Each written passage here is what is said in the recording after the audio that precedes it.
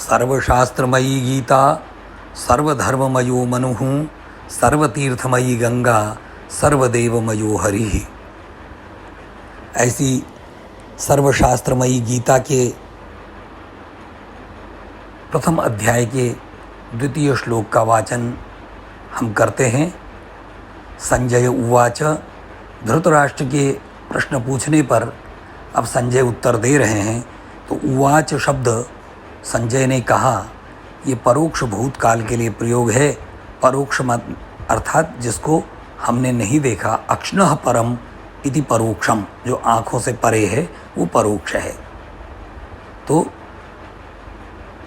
दृष्ट्वा तु पांडवानीकं व्यूढ़ं दुर्योधनस्तदा आचार्यमुपसंगम्य राजा वचनमब्रवीत्।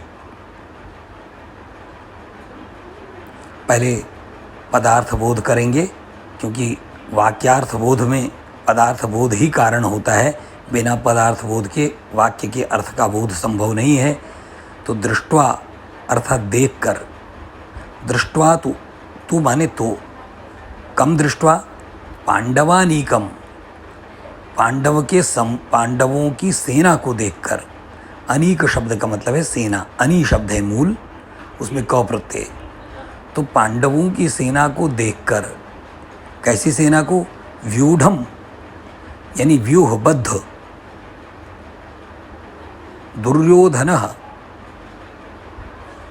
अब कर्ता पद का उच्चारण है, दुर्योधनस्तदा, दुर्योधन ने, यानी दुर्योधन ने पांडवों की सेना को देखकर, सजी हुई सेना को देखकर, आचार्यम, तदा शब्द का मतलब तब, तस्मिन् काले तदा, आचार्यम उपसंगम्य, आचार्य के पास जाकर के, उपसंगम्य दो उपसर्ग हैं, उप समीप के अर्थ में, सम आदरार्थ में प्रयुक्त हुआ, ऐसा टीकाकार कहते हैं।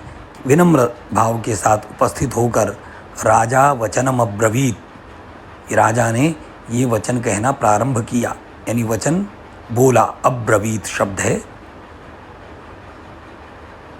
अर्थात तब पांडवों की व्यूहबद्ध सेना को देखकर राजा दुर्योधन ने आचार्य के समीप जाकर ये वचन कहे। ये सामान्य अर्थ हुआ। अब दुर्योधन का जो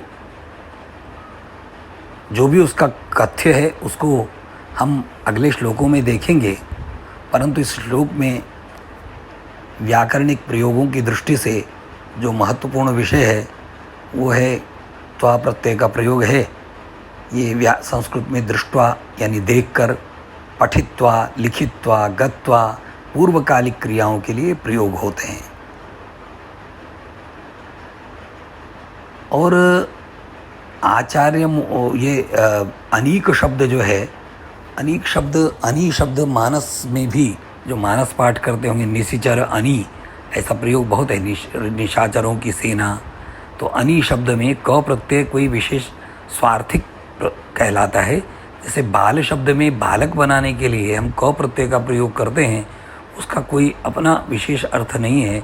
जो प्रकृति का है वही क प्रत्यय का अर्थ है। इसको हम बोलते हैं स्वार्थिक प्रत्यय है। तो ऐसे प्रत्ययों का प्रयोग है। तो आज का ये श्लोक हम यहीं पूर्ण करते हैं।